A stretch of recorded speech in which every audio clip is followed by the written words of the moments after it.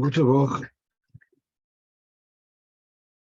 I'd like to dedicate this evening's shiur to Reb David Baram, Olav Shalom. We got the sad news on Thursday, I think, and I'd actually just been in conversation with him several times over the last few weeks. He was a regular participant. He enjoyed following the shiur. He enjoyed the challenges of the questions, and very special neshama. Had a very interesting relationship with the Rebbe. He would spend time with the Rebbe. Those who remember, who knew him, very frank type of nature, and had very open conversations with the Rebbe, and would always be telling about his various conversations. One thing which he mentioned recently, we had a conversation here on the shiur, whether a woman who is divorced has to wear cover her hair, and so he told me that his mother was a balas tshuva. So before she didn't cover her hair, and when she became a balas tshuva, so she asked Reb Mendel Schneebal, the Rov in Manchester, whether she has to cover her hair, and he told her that if you didn't cover your hair before, you do not have to start covering your hair now. That was Reb Schneebal's psak for her, and he told me that it not necessarily in reference to this, but in another conversation which he had with the Rebbe told him, whatever Reb Schneebal tells you, you should listen to him. So just giving over something which she had shared with me. I'm not saying that therefore that's going to be the psak. It may have been in the particular circumstances. Rav Schneebal felt it was wise to tell that she doesn't have to cover her hair, but doesn't mean that would be the standard psak for anyone else. Let's just go into our shilas for tonight, our questions. So the first question we have is actually, which bothered myself whilst I was listening to the Megila on Purim. So we have how on the 13th of Nisan, that's when the letters of Homon go out. And that's when the whole story where Mordechai tells Esther, and they're fasting, and Esther going into making inviting Achashverosh for the feast, together with Homon. And then after the second feast, with Homon, she points her finger to him to say that he is the cause of all this suffering, and Homon is subsequently hanged. So that's already on the second day of Pesach, on the 16th of Nisan. And as we know, it's written in Shulchan Aruch that some have a minhag to have an extra item on the menu on the second day of Pesach to celebrate the death of the hanging of Homon. And then Esther pleads with Achashverosh, and well, it's all very well, but meanwhile there is this pogrom, this edict, which has gone out, which is saying there's going to be a pogrom of Yidden on the 13th of Adar next year. And so then Achashverosh gives permission, they should write another letter. He can't rescind the letter, but he tells them they can give another letter.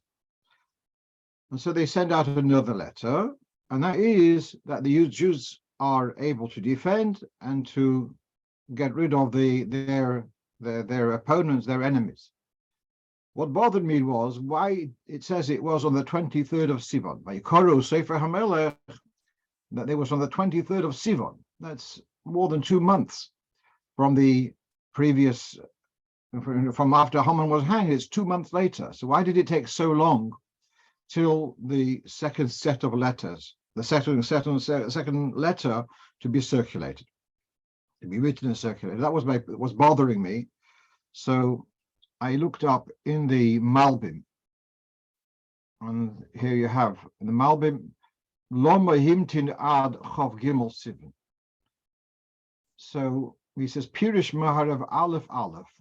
So I thought that might have been a Barbanel, but I could not find a Barbanel on Megillas Esther altogether. Perhaps I didn't try hard enough, but I saw in another Nach where there's a Pir Shagra, and this is pretty much is referring to the Gra, but and then perhaps someone can enlighten me, why would the Gra be referred to Aleph Aleph? His name was Rebbe Eliyahu. What's the second Aleph for? But meanwhile, he says, what was the reason for waiting till the 23rd of Sivan? Because there was the desire that the very same couriers who had brought out the first letter of Homon, they should be the same couriers to deliver the second letter. In this way, there would be more credibility for the second letter, not to say, oh, that one of them is a forgery. And the couriers had not come back from their going to all the 127 countries until the 23rd of Sivan. So that's the reason for the delay. That it was necessary to wait till they would come back and then send the same couriers. Then he goes on, he says that the letter of Mordechai was also addressed specifically to the Yidden. All right, that's further discussion.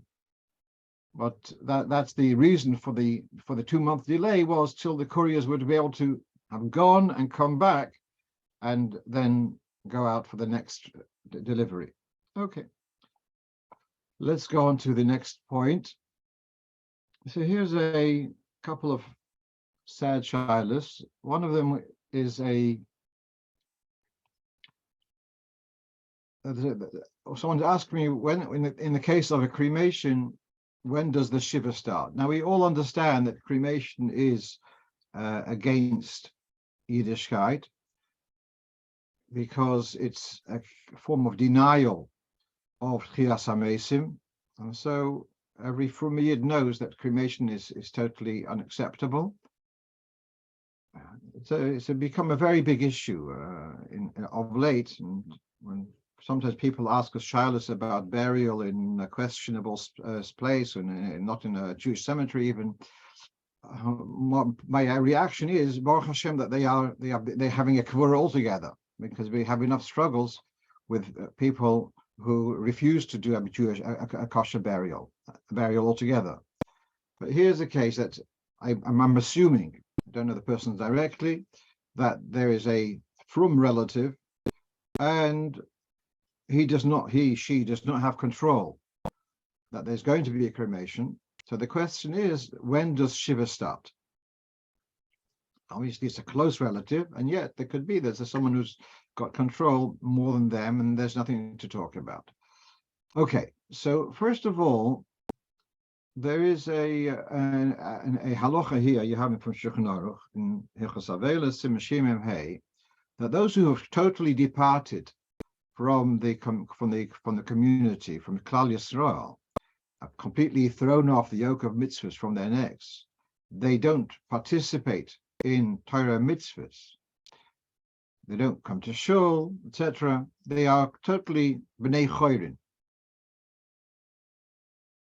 B'nei chorin, I guess that's where the Yiddish word fry comes from. They feel no compunction to keep anything of Torah mitzvahs.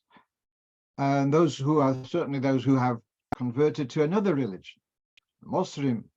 So all of these have left the fold totally, and there's no availus for such people. So, strictly speaking, if you'd ask, is there a chiyuv availus for someone, let's say, who had been so far from Yiddishkeit that they knowingly said that they were ready to go for cremation, you could argue that there's no doom of availus altogether. Actually, though, generally we don't take that approach, because we usually use the more chesed approach to say that people are uninformed. You use the term tinik shenishba very generously. They didn't know. They didn't realize. If they would know this strictness, how important it is in Yiddishkeit, so they would not have made this decision. Especially here, you're talking about the relative, not about the person, the deceased themselves. So you don't know how strong the deceased themselves felt about this. So therefore, we're not going to take that view. We're going to take the view that they weren't in control of this decision for cremation, and so now, but that looks like how it's going to happen. So then we come back. The from relative asks, "All right, I can't do anything about that. When do I start Shiva?" So difficult question. I didn't find it clearly, but here we have one example in elsewhere in Hilchos Avelos, that when there's someone who was executed by the government and they did not allow them to be buried. So for what stage does Shiva begin? From the moment that they have despaired of getting permission, of asking permission. They realize they're not getting anywhere. And so when there's a moment of despair of a burial happening, even though they could still use surreptitious ways of stealing the body, but if they on the pashtus, it doesn't look like they're going to change the course of events. So at that point, they could start avelos. So that would be the answer here. Once it comes to a point, certainly once it's been taken away, the body's been taken to the facility crematorium. So once it comes to a point that they see there's nothing they can do about it, I believe that would be when they would start avelos. And I'm using this in a form of chesed, because there's a certain limbo state until the kavura, until Shiva starts, and not to prolong that limbo. And sometimes till the cremation takes, they could take a week till they do it. And since I'm talking about this topic, there is help out there how to convince people against cremation. I would suggest, if there's anyone who does have such a dilemma of trying to persuade someone not to go for a cremation, I'm sure in Chabad.org there will be lots of information, but there is information out there, very convincing stuff, and so if necessary, it's on the Shdarfen, but there is help out there to prevent such a tragic development. Okay, let's move on. So here's a bit of a happier question, although not totally happy. And this is that in a particular town, there is a facility which closed down, and they had a Sefer Torah there. And so one of the Sefer Torah, the Sefer Torah from this closed down facility are being brought to another venue, another shul, and there is an elderly person who he had donated one of the Sefer Torah to this closed down facility. He is suffering from Parkinson's, and he wants, when they bring the Sefer Torah to the new venue, he's able to come there, but he could only come. The question was, could he have an aliyah? He wants to have an aliyah in the Sefer Torah in the new venue. And when could he come? Well, it's difficult for him to come in the morning. He was asking whether he could come on Tanis Esther afternoon and have an aliyah at the Torah at Mincha. So I understood here, and the shliach was asking, please find some kind of heter, because I guess this person was a significant donor. If he gave a Sefer Torah, probably is a man of means, and there was a feeling they wanted to accommodate him. Right. So now we're looking the halachas. First of all, can a person who's not fasting have an aliyah on a fast day? So this is in Hilchos Tainis, Tov Kuf Samach Vav, Seif Vav. Yesh mi she'omer. The Shulchan Aruch is writing, there are those who say, there's one who says that one should not be reading the Torah, one who is on a fast day, if he's not fasting. And if it's a kohen who's not fasting, then he should leave the shul for the aliyah. So he shouldn't have to Otherwise, to stay there and not have an aliyah, then that could be embarrassing for him. Okay, so we have here that the Shulchan Aruch writes that lechatchila, I'm using the word lechatchila, that one who's not fasting should not be having aliyah. Now, did this person with Parkinson's, is he fasting? Unlikely. Yeah? Didn't ask him, but the impression was he's not able to fast. So yesh mishoim, when the Shulchan Aruch says yesh mishoim, that itself is kind of saying it is an opinion. It's not saying it's the absolute halacha. Then we have here in the Kaf HaChaim, this top text is from that's the Shulchan Aruch. On the bottom left we have the Kaf HaChaim.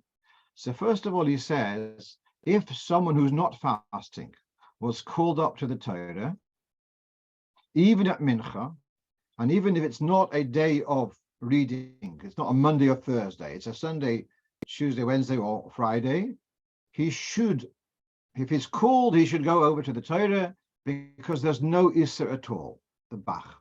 So despite what the Shulchan Aruch has written, I'm quoting from the Marik, Rabbi Yosef of Cologne, that he's not Cologne from Germany, this is Cologne in Italy, by the way. Despite the Marik who says that he should not have an aliyah, the Bach says it's really not a problem. And also, so says Shuvas Emunat Shmuel, Boni Chaye says even Lechatchila you can call up. So there are poskim who say it is okay, even if it's not fasting. So what?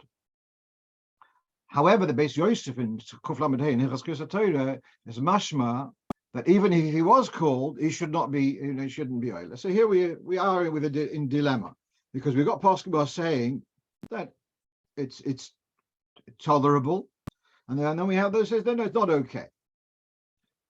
So now we're not. He's asking before the event. So Shulchan Aruch says you shouldn't be calling up someone to who's not fasting. That seems to be the bottom line. And yet,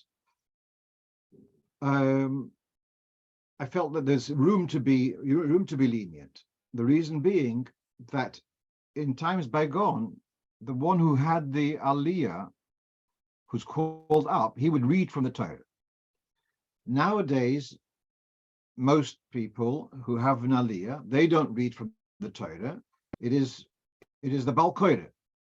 So now he's the person with the Parkinson's. He's not going to be reading from the Torah.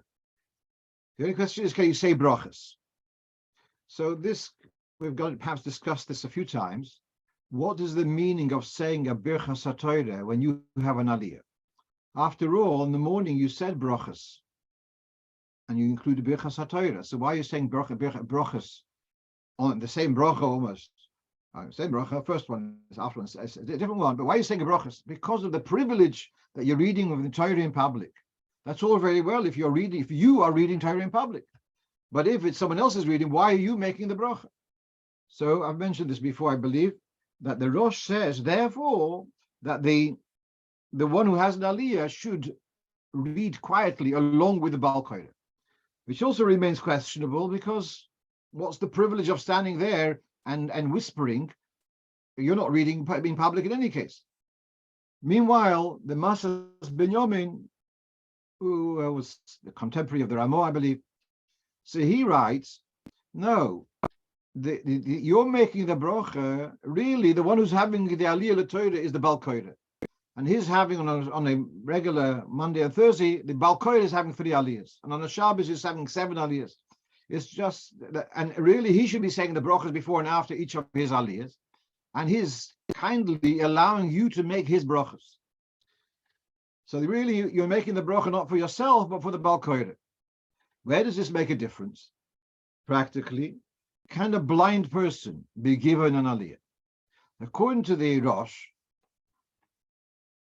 he's not able to read from the Torah quietly aloud. He's not able to read at all.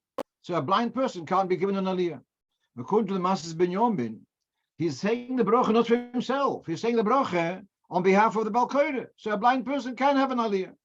So here we have in Simon Kuf Lamed Hey that the Shulchan Aruch writes a blind person he can't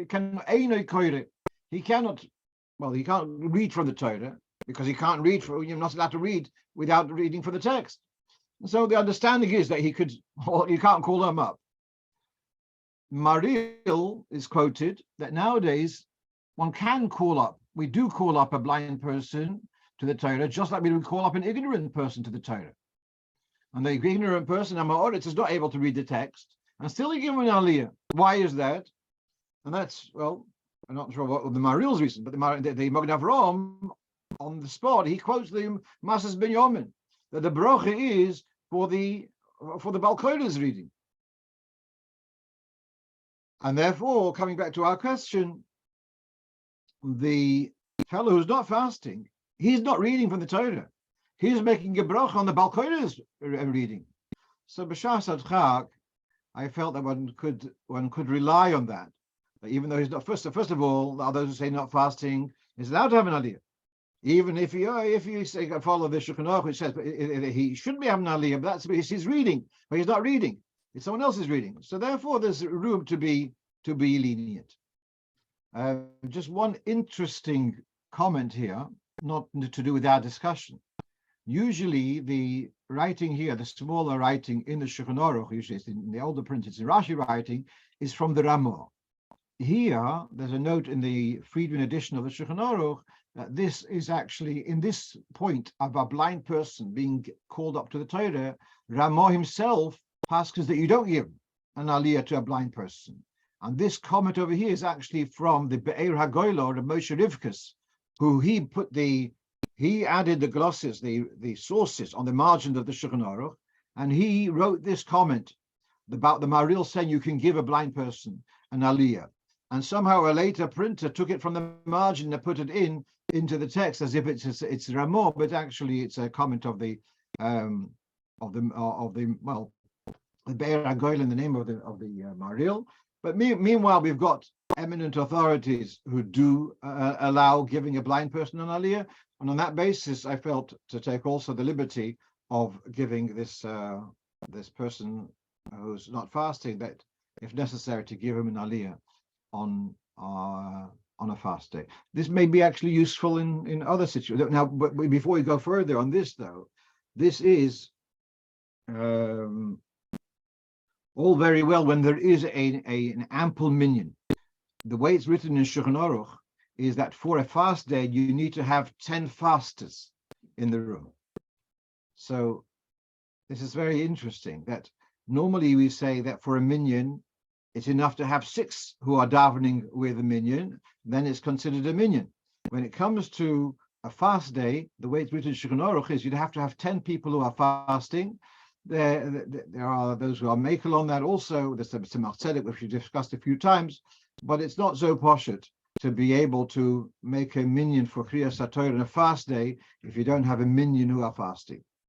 Certainly, if you don't have 3 people who are fasting, I don't see poskim permitting it. Okay, let's move on. I mean, I'm mentioning this because they are in probably some places in the smaller communities. I'm amazed. I've been in provinces sometimes, amazed at people who come to support a minyan. I'm not sure how much they're keeping other inyanim, but they'll come out to make up the minyan. So you could have it's a likely situation. You'll have a minyan and they'll come for shachris, whatever, and yet they're not going to be fasting. So it's something to be aware of. There should be at bare minimum 3 fasters. Let's move on. Another not so happy shaila, and that is whether the din of aninus applies on Purim.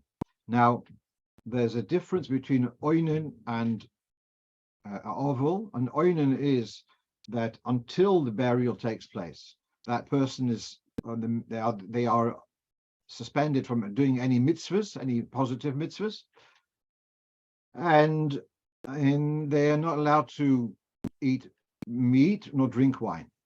After the Kvura, then the status changes from Onein to oval, and then they are mutter to have meat and wine. So here the person is asking, obviously there was a question, Lemaisa, is there a din of aninus on Purim? I'm discussing this with Olnish Darfin, but it's people will know that it's discussed in Halocho. So here it's Siman Tov Reish Tzadik, Tzadik Vov, towards the end of Hilchos Purim, towards the end of Erech Chaim. Yesh mi she'oimer, she'oinen muter bebosser v'yayin. That despite that normally an oinen is not allowed to have meat or wine, but on Purim he is allowed to have meat or wine. Why is that? The leosi asay de yochid de avelus, v'dochi asay de rabim de raisa. He's got a personal grieving, personal grief. Okay, and because of that grief, he should not be indulging in meat and wine. And then we have today on Purim, we have a asay de rabim de raisa. We've got a very important mitzvah of feasting.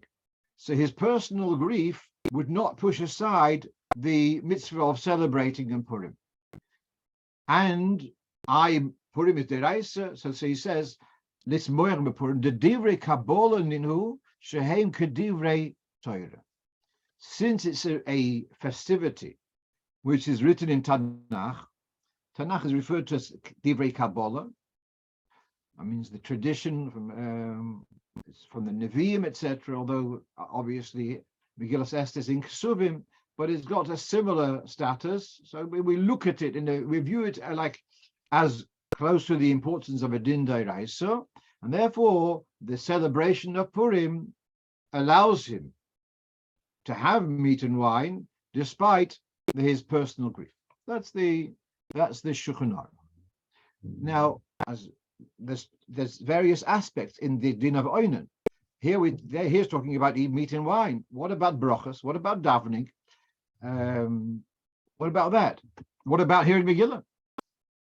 So here there are more rights. The kol shekain shechayu b'mikra Megillah or tefillah or kriyas shema. If aninus is suspended in relation to having meat and wine, how much more so it should be suspended in relation to the mitzvahs of the day. Then he goes to some more detail. And now he says he is chayiv to hear the Megillah, etc. The Magen Avraham disagrees with this, and the Magen Avraham therefore says even if he heard Megillah before the Kivura, he should hear it again afterwards. But meanwhile we have the din of Shulchan Aruch, which says the Ramah says should hear Megillah, and it's Yoitza, Zolnish Darfin. But if there is sometimes the things are delayed. But there is the Ramah says he should hear Megillah and the Yoitza. So if that's the only option, then one would go for that approach. I mentioned this also. I once had a shaila about a person who passed away during Sfira So'omer, and the burial was going to be in Eretz Yisrael, and so till the burial, they would miss a night of counting, and miss a night and a day, and so there. Actually, the poskim said that they should count Sfira, just to keep without a bracha. As far as I don't remember the detail, but they should count Sfira. So there may be, so there may be a circumstance, even though there is broadly aninus, but if there's an opportunity which later won't be available, then it would be done. It's also, for example, in the case of if a moil is an oinen and the bris has to be done, so the moil will do the bris. In other words, it's not a absolutely hard and fast rule is exempt of all mitzvahs. There is some leeway in that halacha. Meanwhile, all right, that's enough for the discussion for now. We shouldn't be applicable, etc. Let's move on. So here someone asked me a question a day or two before Purim, that he has a Megillah, and it was written kosher, but then it's torn. The first page, there are some tears into the text. So I asked him, is it missing? Is it torn into the very beginning? And he says, no, it was lower down, but on the first column, but it's torn into the text. So what I told him is that it is kosher, and I advised him to use some masking tape to stick the back to hold it together. It shouldn't tear more. And told him Dafka to use masking tape. He's living somewhere in a small community. With advising him that in due course, so when he comes to a bigger place where there's a sofa, perhaps the sofa will be able to use a more permanent type of like a patch patchwork from the back. So just was to use something which is going to be easier to remove rather than using something which is going to be more difficult to take off in order to repair them nicely. But now let's read the Halocho in Shulchan Aruch. Now here's an interesting thing, that the halachas of what is a kosher and Megillah is generally, I think, in Tofresh Tzadik Aleph or Tzadik Beis.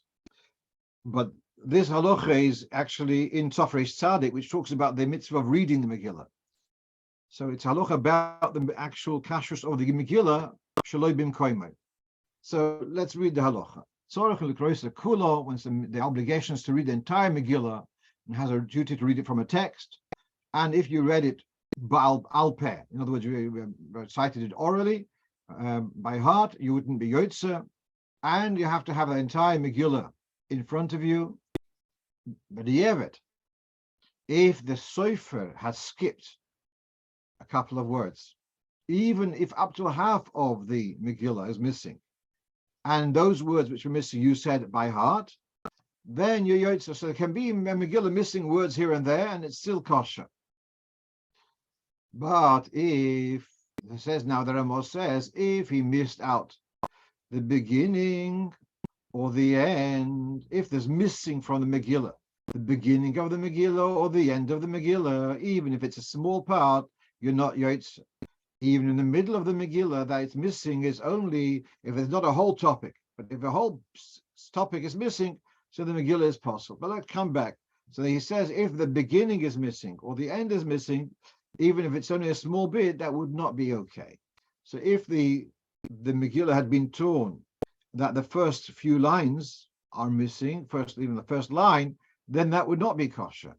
But since it was further down, even if we're going to say the tear makes those letters disqualified, but the Megillah still remains kosher. Okay. With this, we come to the next one I don't have a source for, but it's a very interesting question. Someone thinking out of the box, and that is, if you stand with the Megillah on Purim, and it's a whole struggle because it keeps on rolling back. People use pegs and this and that. So he thought of an idea that he takes his Megillah and instead of rolling it inwards, he rolls it outwards, which means that he rolls it in a way that the script is on the outside rather than on the inside, and he keeps it that way a whole year. And the week before Purim, he mindfully takes the Megillah out of the box, and he leaves it open, and then it comes on Purim. It's not a challenge to keep the Megillah flat. So I don't have a source. As he says, some people said it's not okay. I'm very uncomfortable with it, because a mezuzah, for example, we roll the mezuzah from the end to the beginning in a way that the outside is the blank side, and the text is on the inside. And so too, the general custom with the Megillah or a Sefer Torah, so that it's rolled in a way that the blank side is on the outside and the text is on the inside. So I couldn't really, there is a thing of not taking a sefer and putting it face down. And even a sofer who's writing a sheet of a Sefer Torah, or he's checking, he shouldn't put the sheet face down, even if he wants to do it to protect it, but he shouldn't put it face down, because that's called disgraceful. He should cover it with a cloth. But here, I'm not sure whether you can call this face down. He's rolling it, and there is a halacha that when you write a Megillah, you have to leave the first few inches blank.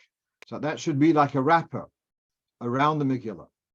But in this case, if you're going to wrap it the way we do, or wrap it inside out, still you're going to still have that last last column, which is going to wrap it round. So I couldn't find. That's why I'm saying it's not like leaving a sefer open, because once it's finished wrapping, it's going to be blank. It's going to be that blank beginning, the first 10 centimeters is going to be covering it. So it's not left open. still, it feels certainly not the traditional way. I don't know. So I don't have any references on this, but interesting question. Okay.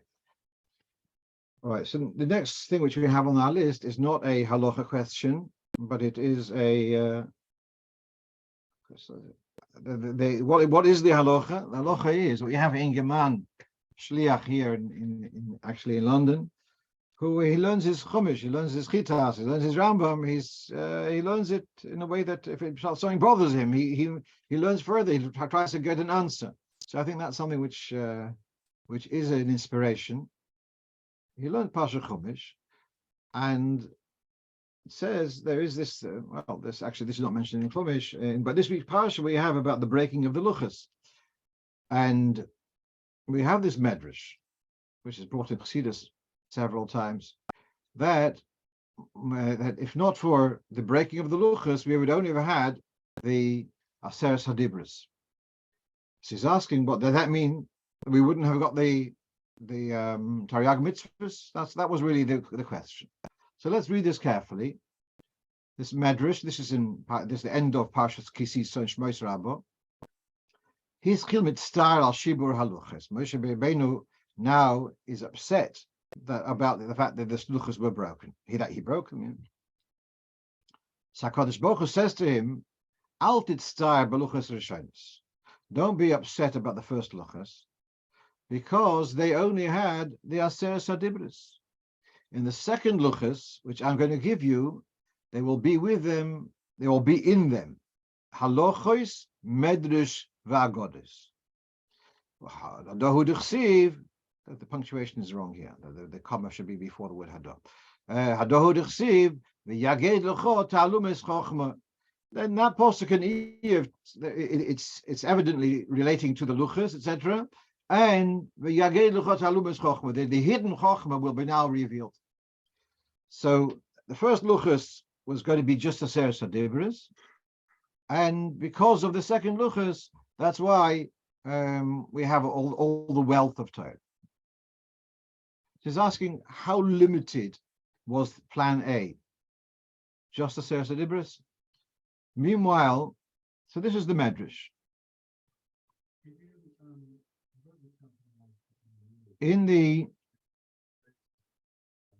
Yefei Toyar, which is a commentary on the medrash, so he writes that this medrash does not fit with the Yerushalmi in Shkolim and in the Medrash Chazis, where it says that between each dibur there were dikdukeho voiseser shel Torah, and it's referring to the first luchas.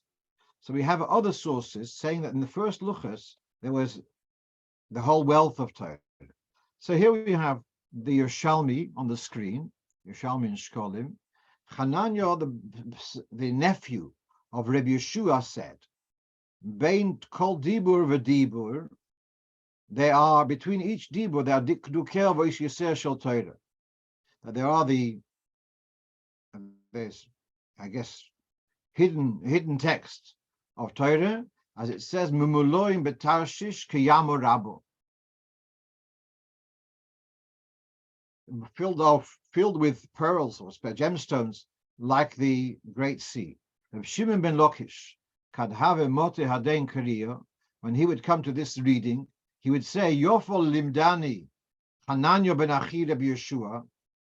I was taught well by Hananya, the nephew of Rabbi Yeshua. Ma hayom hazeh, just like the sea, ben gal godel le gal godel, between one big wave and another big wave. Galim ktanim, there are small waves. Kach bein kol dibur v'dibur dikduker v'yisrael shel Torah. So too, between one commandment and the other, there were the dikduker v'yisrael, the earth added information. So this is what the Yefei Torah is saying, that this is say that the first luchas have, and the context of the Yerushalmi is talking about the luchas. Because if you see the first word there, tatruga, it's talking about the shape of the luchas and how much was written on each one. Was it 5 or 10 or 20, whatever? that's the discussion there. It's talking about the luchas rather than the oral aser sadibris, which was heard at Matan Torah. So he's saying that between one dibra and the other, there's all the other information. So the Yefei Torah is saying that this medrash contradicts the medrash, which is saying that there are only aser sadibris.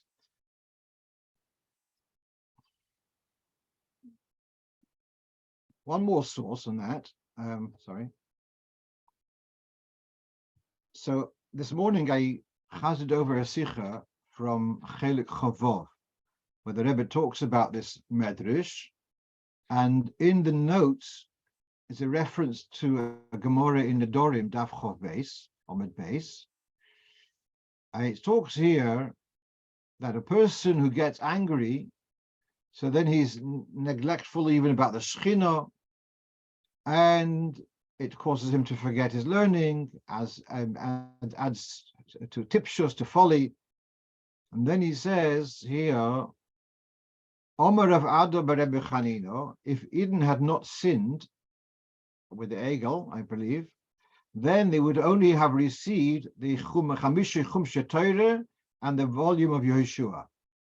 Why was the volume of Yehoshua so necessary? Because it has the layout of Eretz Yisrael.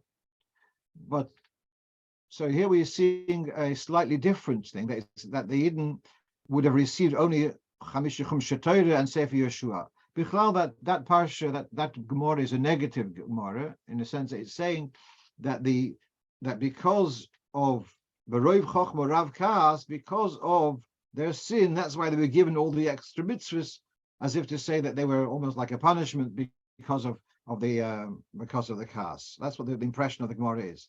But meanwhile, it does say that they would have received Chamisha Chumshe Torah. This, just to give over from the Sikha, the Rebbe explains the following: that in order to be Mekabel Torah, you need to have humility. Why is humility necessary for Limud Torah successfully? Because Torah is infinite. It's Aruko Me'eretz Midor Rechova Miniyam. That's also in that same context in Iyov about the Torah being so great, so vast. So the Torah is infinite. So how does a finite mind absorb an infinite Torah? So for this, he needs to have humility. He needs to have humility in a way of nafshika ofel akeltia, that even anyone who treads on him is also he tolerates everything.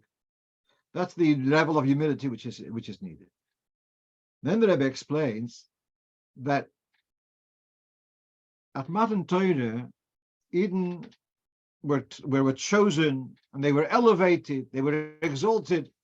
To say that they should then be in a state of humility, it didn't fit then. The breaking of the luchas gave them the feeling of a leiv nishbor, of brokenness, and therefore the ability to be humble.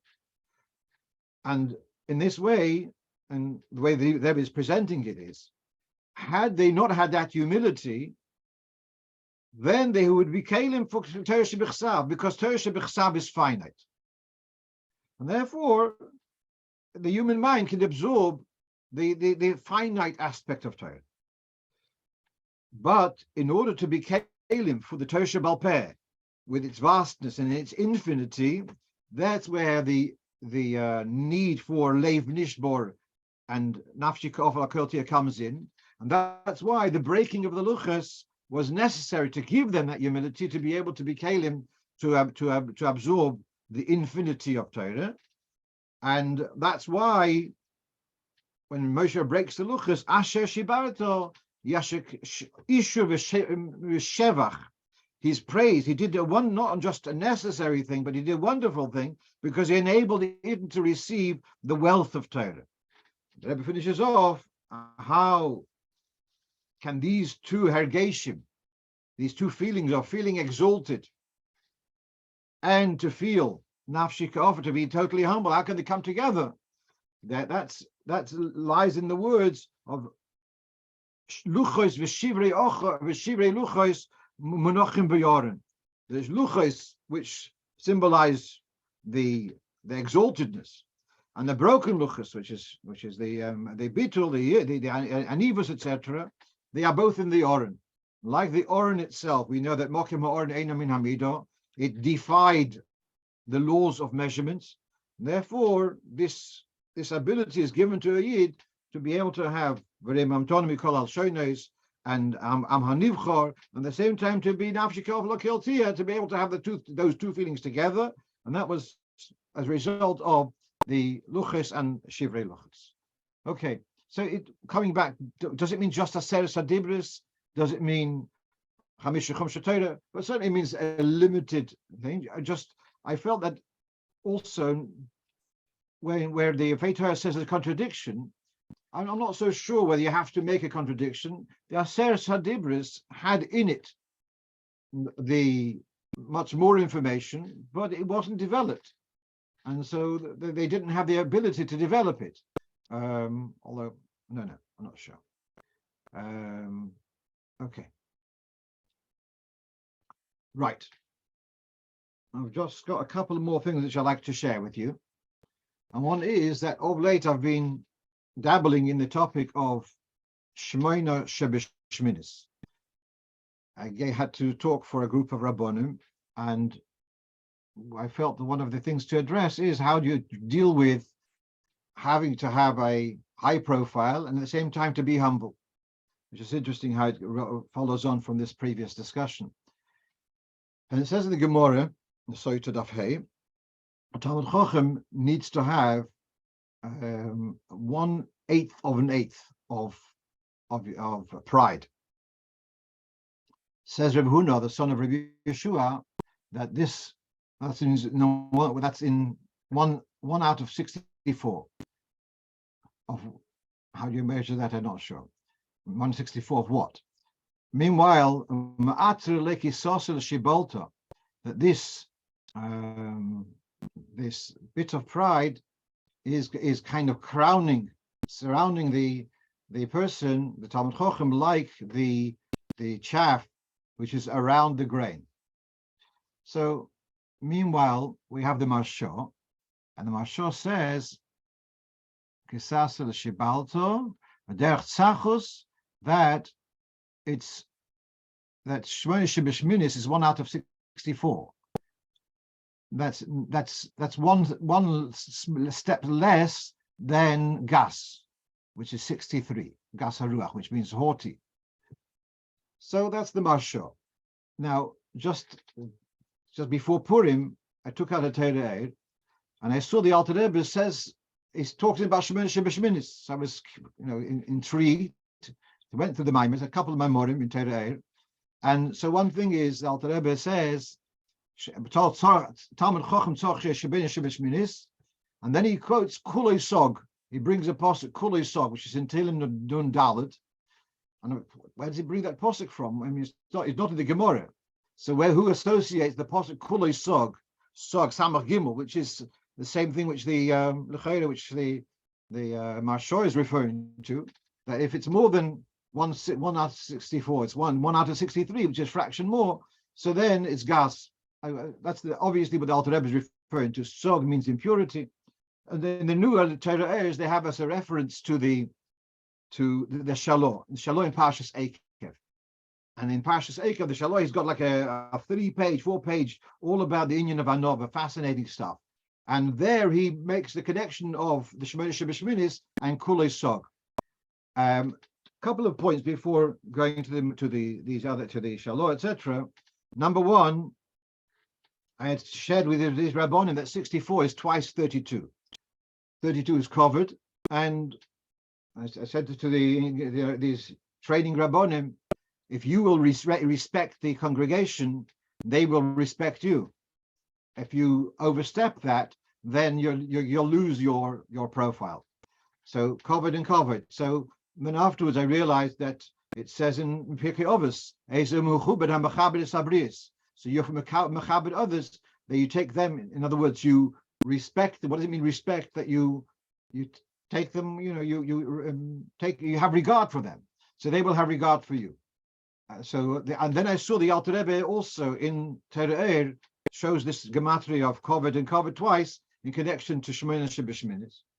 Then about this union of 163 or 1 out of 64.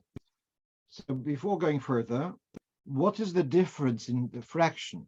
How much bigger a slice is 1 out of 63 over 1 out of 64? Imagine you cut a cake into 63 pieces or cut that cake in 64 pieces. How much is going to be the difference?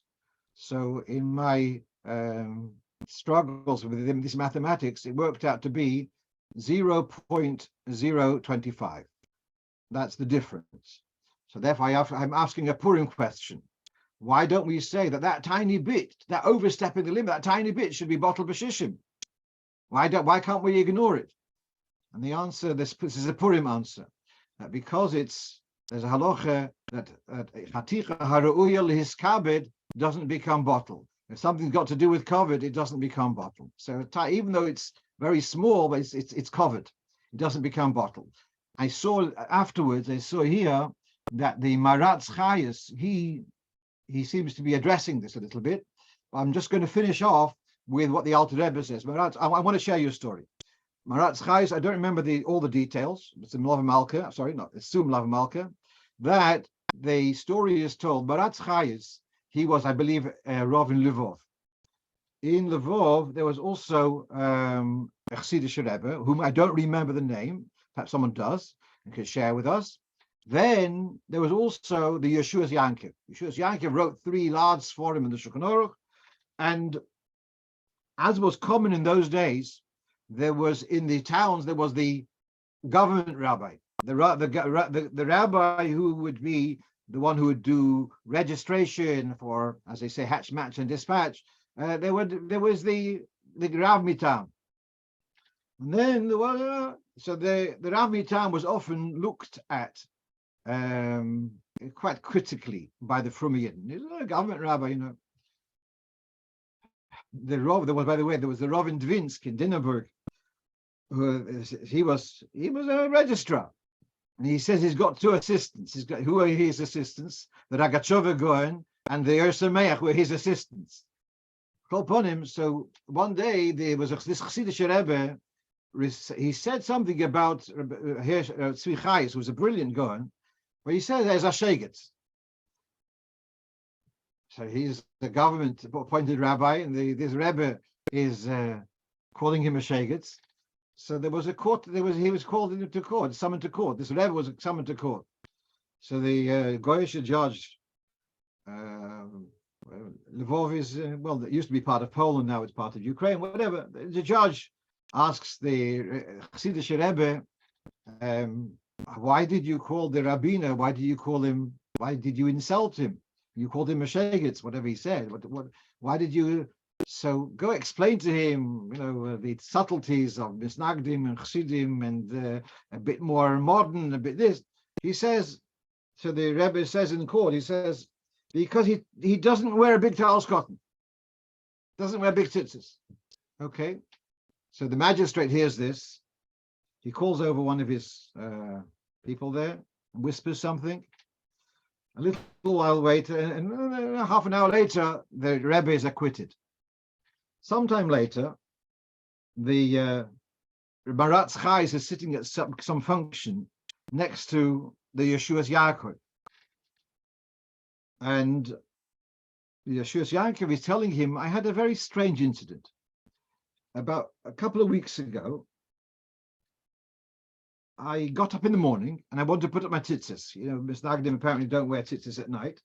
I got up in the morning, want to put up my tzitzis. I have a small tzitzis, which I wear every day. Therefore, Shiva, I wear a big tzitzis, big talis cotton. So I couldn't find my regular one. Okay. So, all right, I went to the drawer, took out the one from the Aseret Shiva, put it on. As I'm on my way to shul, I'm stopped by a gendarme, by a policeman, and they stop me, and they open up my kapota, and they look at what I'm wearing underneath my kapota, and they thank you, have a nice day.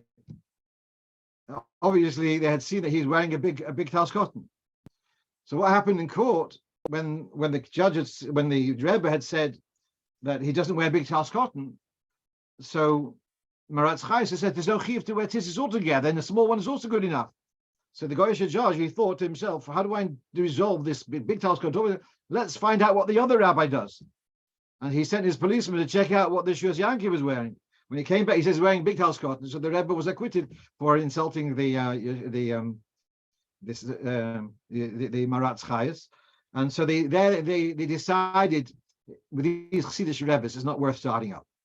Coming back to the Alter Rebbe in Likutei Torah, he talks about the sus, and he says sus is gematria 63 and 63, twice. Yeah.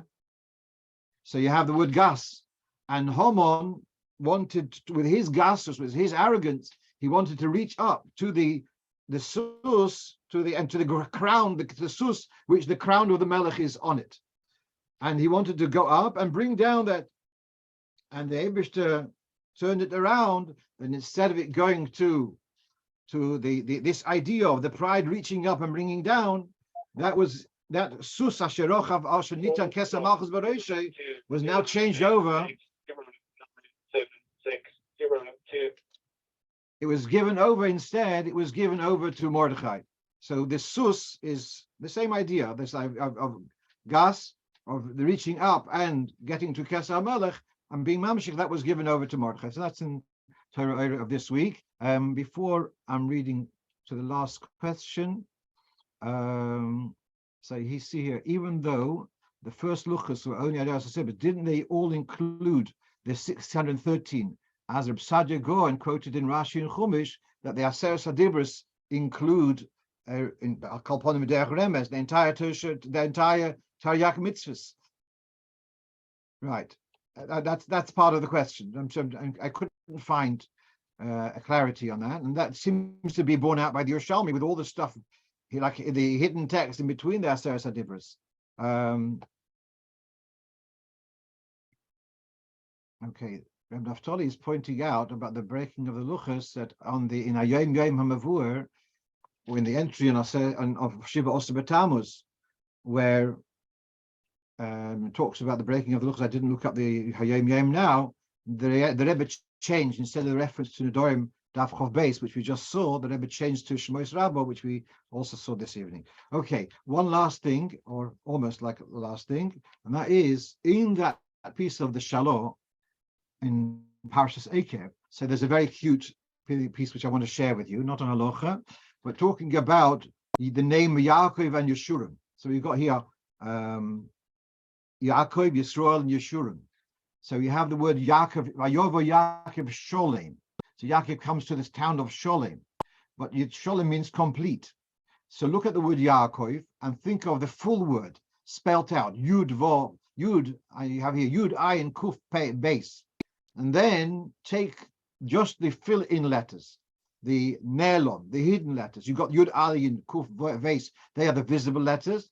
And the Vov Daled, the Yud Nun, and the Vov Pei, and the Yud Tov, they are the hidden letters. So that's the Sholem, the Yaakov Sholem, the infill of the name Yaakov, and they are a total of 566, which is the same gematria as the word Yeshurun, the name Yeshurun. So the name Yeshurun is the hidden shlemus of the name Yaakov. And then he quotes a pasuk in Yeshaya, V'hoyo he okov le mishoir. Now, to explain that in more seichel, the name Yaakov can mean a lotion of crookedness, swindling, etc. By Yaakvein is epamayim, and in Olam Hazeh, Yaakov may be looked down because of this union of okov. But leosid lovoi v'hoya ha'okov lemishoir, they will see the straightness and how upright and how correct the inyonim of Yaakov are. So that's that's this Rebbe's how Yeshurun, which is Lashon of Yoshor, which is the Gilui of, which will be L'Osid Lovi, will be seen the Gilui of Yaakov. And just to share with you another story, which Rebbe Sion Hakanu Olav Sholem would often say that there was a Yid before the war. There was in Germany, there was a Jewish newspaper called Der Israelit, and then at some stage there was also another paper called Yeshurun. And there was one fellow who took off his subscription, or for some reason he canceled his subscription from the Israelite, but he was getting the Yeshurun magazine. But in his bill, he was invoiced for both. So he says, apparently he writes to the office that apparently you're charging me for both. You're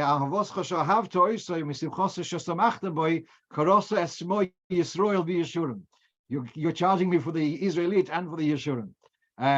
Just one last thing, and that is behemshich to our discussion about the inyan of shlachmonis, of a child giving shlachmonis. So Rabbi Zirkin sent me a reference to the Shulchan Aruch Shin Samach Vov about Eruv, about that a child cannot be koine an Eruv for other people. But if the child is not your child, it's someone else's child, then they can be koine for an aspect which is with divrei sofrim. So here you have so